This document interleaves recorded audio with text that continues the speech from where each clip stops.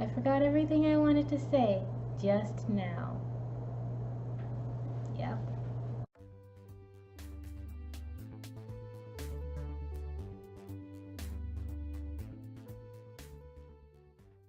Hello everyone and happy Wednesday! I hope you're all doing well this week. Today I wanted to talk about editing. As you know, I am in the process of editing my first novel, Lullaby of the Lilitu. I'm currently revising it, but when I get down to the line editing and doing things like grammar and spelling and punctuation and just the little things, which will be a little bit further down the line, I'll be using a program called ProWritingAid. It is a website, ProWritingAid.com. I've been using it for a little bit over a year now, and it does offer a free service, which is what I was using up until just a couple of months ago when I signed up for their premium account. But I just wanted to show you everything that you can do to edit your work using ProWritingAid. So I'm going to go ahead and switch the camera over so that you can see my screen and see what I do there. And we'll just go over how I edit a particular piece of work using that software. Hi everyone, so today I wanted to work on a piece that I honestly have not actually looked at in a few years, called Jolene and Maria. And I am just going to show you how the ProWritingAid app on my computer works. So you see up top, there's this wonderful menu. And I actually just signed up for premium not very long ago, and I haven't set it up. And I'll explain why that's important a little bit later. So the first thing that you can do with this, and you can also do this on the website, is you can open any file on your computer and open it in the app. You can also upload anything from the website, and if you don't feel like you want to do that, you can just copy and paste, or you can just write small bits and replace them each time with new bits. The free version only allows you to use about 500 words. That's ultimately why I ended up getting the premium, because I generally write over 2,000 words for most things that I complete. This is an incomplete piece here, and you can see it's very, very short. So I told you that I haven't set it up because one of the things that you can do is create writing styles, and you can set it so that right now it's just a general because I haven't been using it. But if I were writing an essay or something, I am working on a few sort of academic, I'm working on a few different essays, and I would use the academic filter to help me with my style. Today I'm going to use the creative filter, the creative style. Another thing that you can do with the ProWritingAid premium account is set up a house style. So like I said, I haven't done this yet, but you would end up just creating your own ideas. So if you write a certain way and the app is always getting on you about that, you can add it to your house style so that the app recognizes that this is how you write. So I don't have any house style for myself yet. So one of the first things that I like to do, especially when I am not writing in Scrivener, is to use summary to find out the exact word count of what it is that I've written. But it also gives you pretty much all of these things in kind of a snapshot view, just as a real quick overview, so that you don't have to, if you don't have a lot of time to really, if you just want to get a big picture idea of what needs fixing in your work, this is a great, perfect tool for that. So it starts off with something called document scores. It gives your score like an overall score, and then it kind of looks at your grammar and your spelling and your style in comparison to what it is that you chose, what writing style you chose.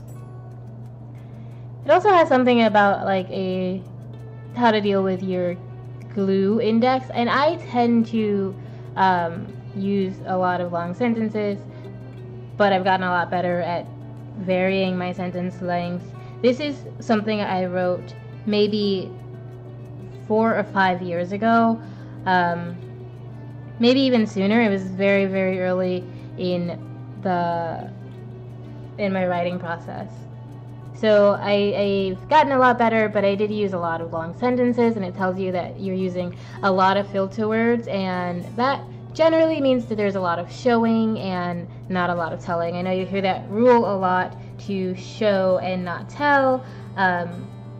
There should be a balance, but sometimes we don't really notice that we're doing it. So this is really just a great quick way to figure out whether or not you're leaning heavy on the on the telling. Just real quick, it also goes over like what your vocabulary use is. So if you use any strange words, or you use any words that are not like in the common vernacular these days, or just aren't used as often in fiction or in whatever style you chose, then this is what you would get. You get a list of your most unusual words, and it also tells you how many times you use the word. A lot of us have like these pet words that we like to use. I know for me, I will find a word that I like in one paragraph and then use it like 5 more times without actually noticing that I'm doing that. So this helps you to kind of recognize when you're being repetitive. It also tells you what your reading level is for different scales. And it generally will talk about like grade level. So at this point, this is like grade 12 or 9 or 7 through 8, depending on what scale it is. So it's not necessarily easy to read. Like, it's 4 paragraphs and 2 of them are considered very difficult to read.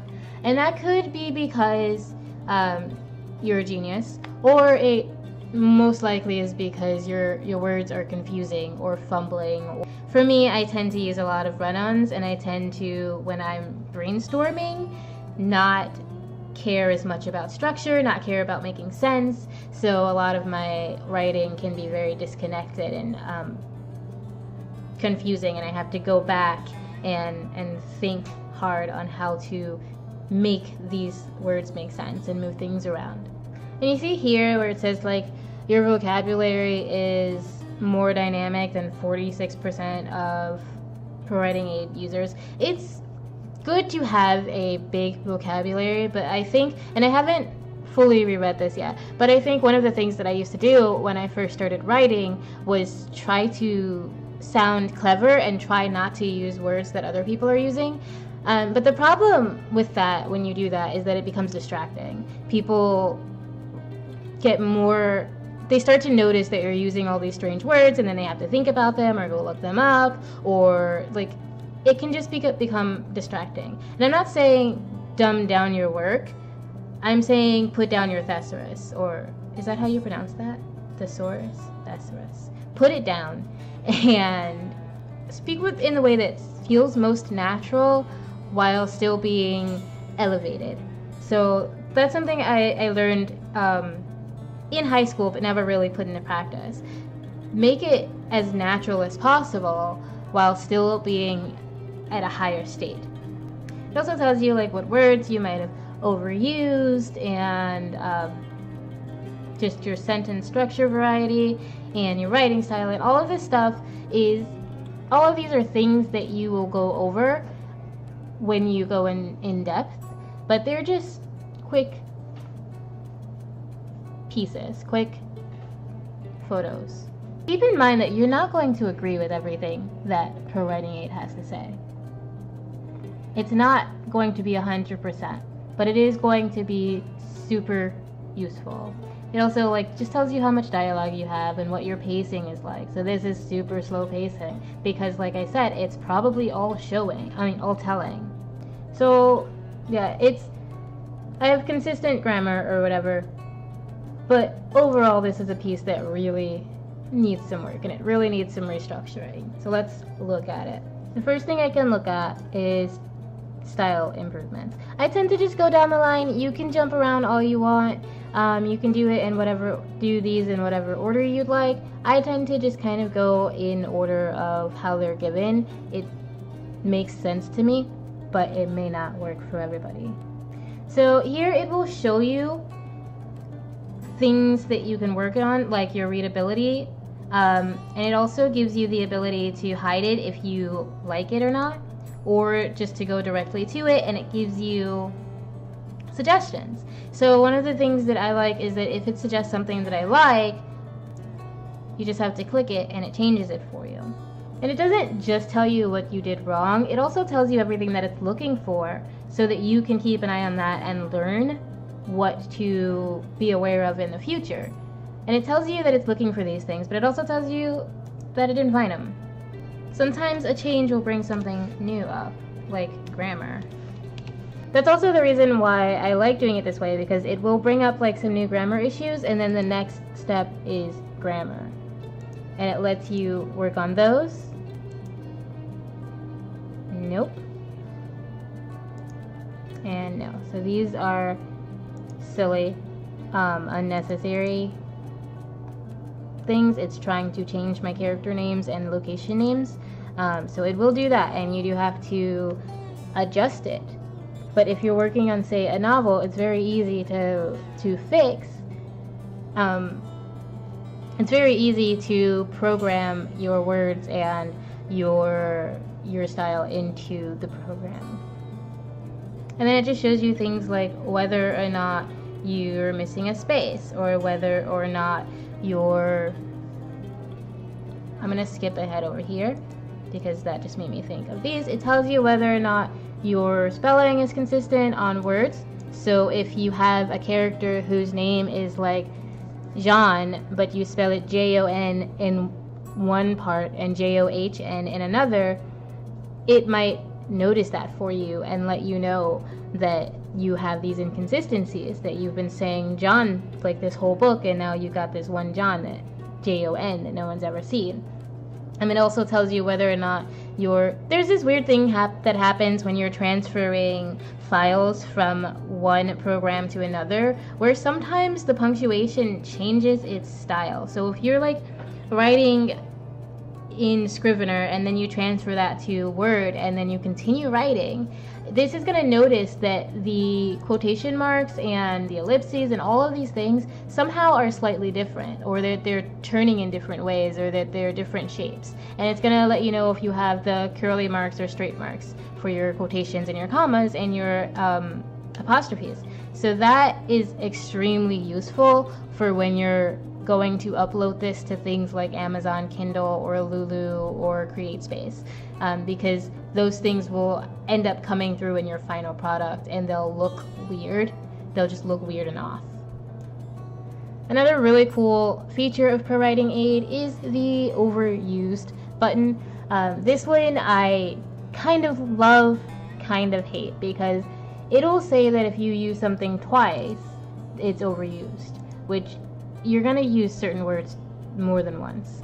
And they're not all going to be the silent words like the or a. You're going to use some words more than once in a paragraph.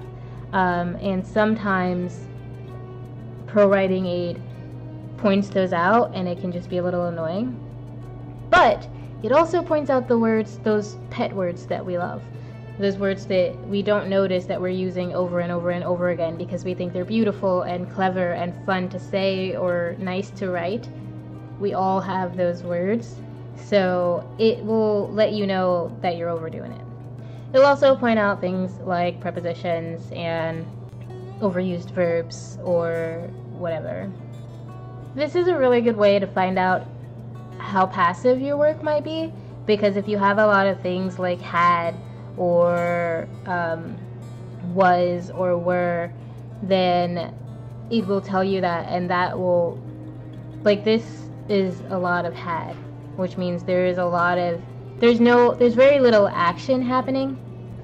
It's mostly me talking about how she felt or what she'd done in the past or memories, and there's not a lot of forward action happening. So using words like had and were and did in the wrong places and too often can tell you whether or not your work is actually moving and engaging. And we have the readability section, which is pretty self-explanatory. It tells you just how easy or difficult your paragraphs are to read, and it tells you what each specific paragraph is on the Flesh Reading Ease scale. After readability, we have cliches. It just tells you if you have any cliched statements. This one I don't use as often. It tends to pick up bits and pieces of things that it think might be a cliche but aren't in any way. So it can be a little more annoying. I'm very surprised that it didn't find any in this, because it does tend to just pick up little, like, if you say she turned over, I guess it assumes you're going to say she turned over in her grave or something. I have no idea, but like, she turned over is considered a cliche in a lot of things, and or he walked to, like, those are just statements, and it will call them cliches on occasion. So I don't really love this particular feature. I like this one.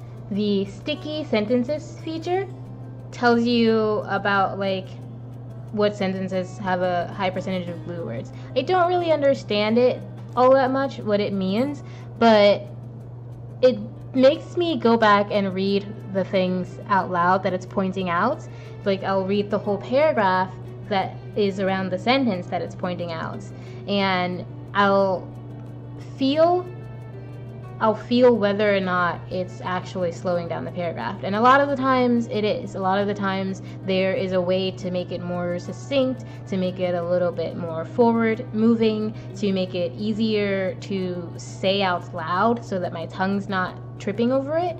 So this is a really good feature just to help you go back and read out loud and figure out the best mouthfeel for your words. I don't know exactly what the glue index means, but it's useful.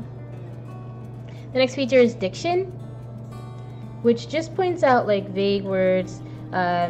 Here it's like almost would. I don't generally change. I don't really change these words that it suggests all the time, because sometimes it's purposeful. I'm purposefully making it vague, or purposefully trying to slow down something that's been maybe moving a little bit faster. Lately, if I'm using this and it points out something that's vague or abstract, I generally find that it's something I did on purpose. It was a choice I made to slow it down or to make it a little bit less obvious. Next, it tells you about repeats. So this is along the same lines of useful and sometimes not useful. It lets you know when you have words that are repeated in the same paragraph. This does kind of the same thing as the overused, except that it looks for words that are closer, and it also looks for closer as in physically, as in the same paragraph.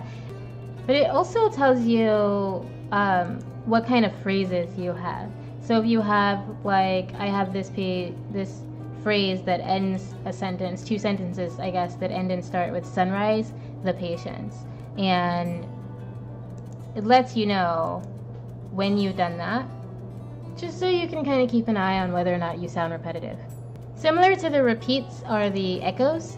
It also does the same thing, but even closer. So it's like, the world, Jolene, patience, for 5 years, Maria, day. So, like, this is the one that's in the same paragraph. This, I think, is like throughout. It tells you how often they repeat, and how many you have throughout the whole thing, and then these are the close echoes. So that's when it can get a lot more annoying. That's when it can start sounding repetitive, like when you read it out loud and you say a word and then you hear it immediately 30 seconds later. It can be a little bit irritating, and I have a lot of those. I have 19 close repeats, so that's a bunch, guys. Right, then it gives you the thesaurus, and that, I believe, is connected to the internet. And I honestly have never used this function.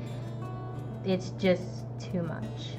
Like, if you have a lot of repeats for this particular piece, it would actually probably be a good idea to use something like this after I went and got rid of all of the filter words and got rid of the repeats that I could get rid of and made it more forward motion. I would have done all of this by the time I got to the thesaurus. I would have done all of this here. And that, I feel like by the time you get here, this is just unnecessary. But if it is something that you're looking for, if you need to know, like if you're looking for a particular word, you can just type it in and then it's there to find what it is. You can find, like I have congregating, which is a word that I like, but you might want to go softer and say gathering, or you might be talking specifically about bugs and you'd want to say swarming. And you choose your words. I choose my words very specifically. So often the thesaurus isn't necessary for me because I've already gone through the process of deciding which word is right for that particular thing. So this function tells you about your sentence structure, and it tells you about whether or not you've had long sentences. And if your sentences are varied, and if it's like movable and like fun to read. You've seen that meme that's like, this is a sentence, and this is another sentence. These are all sentences. Aren't these sentences great? And then it's like, okay, but this is a sentence about that thing, and that's a sentence about this thing. And I know I'm not actually quoting the meme because I don't actually remember what it says, but, you know, it's kind of a lot more varied, and it's a lot more enjoyable to hear. So this is actually really useful for me because I have a tendency to use long sentences. I still have that tendency. I'm getting better at it, like I said, but I am wordy. I am wordy as heck, as you have probably noticed. So this is a function that I don't know if it's available in the online thing because I don't think I've ever seen it.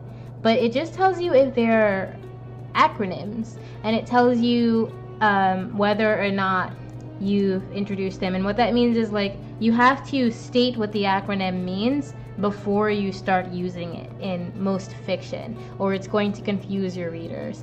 The other alternative is to use it and make it obvious that you want to confuse your readers, or put in some kind of context what it is. But either way, you have to introduce your acronyms, or it's just going to be a random word or set of letters, and it's going to not be as, it's going to upset your, you know, your readers. It's also telling you not to introduce them multiple times because that's just boring. Once you tell your reader what it means, trust that they understand that, trust that they get that, because otherwise you're essentially just saying, I don't believe you're smart enough to understand that, reader, so I'm going to explain it to you again. And no reader likes that. So this function is dialogue. Dialogue just points out whether or not you're using dialogue tags and how much of your piece is dialogue. The next function is pacing, and it will tell you about like whether or not, like this is all slow pacing, the whole thing, everything's underlined. But in other things, it might just be slow sentences, it might just be one paragraph, and it tells you, you know, whether or not, similar to the sentence structure and other things, whether or not it's fun to hear, whether or not it's catching to the ear, whether or not it's moving things forward. So like I said, this particular piece isn't. It's a lot of past tense, it's a lot of what happened before, it's a lot of feeling, and not a lot of action, not a lot of what's going on and what's moving forward. And especially with today's reader, you need to be moving forward. You need to keep a person interested and interactive. And even in the past, there was that, like it was allowed to write a piece about people who sat around talking about other people. That was very common in, say, the late 1800s. And I read, most of my reading for like the last 10 years was from that era. But even then, they had some sort of drama, some sort of action, some sort of tension underneath all the talking that would bring things forward. The ones that I enjoyed. And the ones I enjoyed the most were action in general. Like the Three Musketeers was a lot of action, a lot of romance, a lot of fun, forward-moving stuff. But it also had a whole bunch of moments of nothing happening, of thoughts, of emotion. And today's readers aren't so into those parts anymore, and that's fine. But you do have to be aware that if you want to write for people, if you want to write and have other people enjoy your reading, it has to have some sort of action, it has to have some sort of movement. You can have a slow paragraph followed by a fast one, followed by a slow one. But like if it's all slow, you're going to put people to sleep. You're just going to bore them. This also tells you about whether or not you used pronouns too much. Whether, like, I have a very bad habit of stating a name and then using their pronoun for pretty much the rest of a piece. Or I used to have that habit, and I've gotten a lot better about it, but those are called initial pronouns. And it's really easy to use way more and to think that because you said this character's name already, your reader is going to follow that the whole time. But if you're writing with action, then things are happening, people are moving around, there's change going on. Every now and then, give your reader's brain a moment to catch up and state your character's name. Maria did this. If you're subscribed to my newsletter, which I definitely recommend you do, you will probably recognize the name Maria. And yes, this is the same Maria from those stories. So sign up, check it out. The next thing that they have is alliteration. I love the alliteration just because I like alliteration. And I like seeing where it works and where it doesn't. I do often use it on purpose for effect, but then there are times when it just seems to happen. And there's also alliteration within words that when I used to think alliteration, I almost always thought the first letter of the word is what makes it. But you could have something like 17 respectively. That's alliteration because you're still s-saying. You're using the s sound. Summer asylum. You know, that's alliteration even though they don't start with the same letter. Pursuing staff. Alliteration. So it's really cool to be able to see how you're doing it unconsciously, and then when you're aware of it, to start using it for effect and using it for its sound, for its ability to alter emotion and alter the mood in whatever way that it does. The next feature is the homonym feature. It just points out whether or not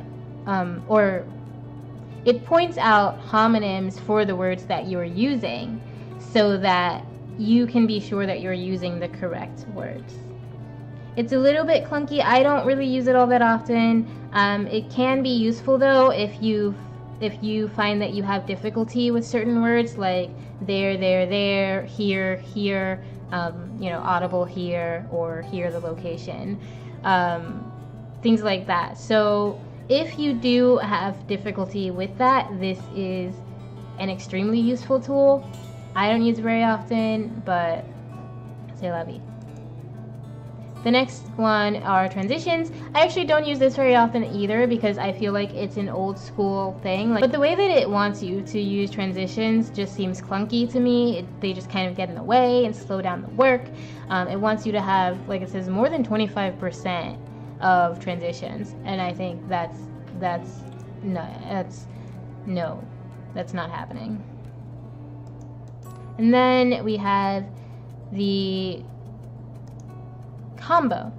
So you can set the combo to choose your favorite. So the ones that you use the most, like for me it would be style, grammar, overused.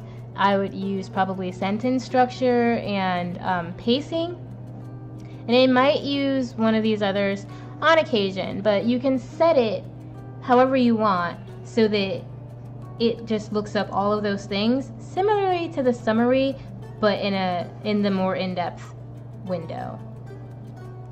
And then of course we have plagiarism, so that you can check and make sure that you're not accidentally stealing something, especially if you're writing an academic work and you've been awake for like 13 hours after the normal amount of time that you're awake trying to write a paper, and you're using all these sources.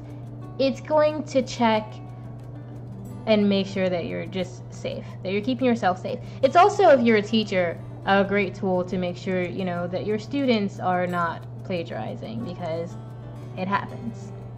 Alright, so that is how I edit using ProWritingAid. I didn't actually get to editing this because this needs a lot of work that would probably take a couple of hours, and a lot of silent thought and muttering of words that are not appropriate for children to hear. So we're going to stop here, but that is how I use ProWritingAid. Thank you so much. So there you have it. That is how I edit work with ProWritingAid.com. I really hope you enjoyed this video. Thank you so much for joining me, for liking and subscribing, and for sharing with your friends. I will see you guys next week right here on Wednesday.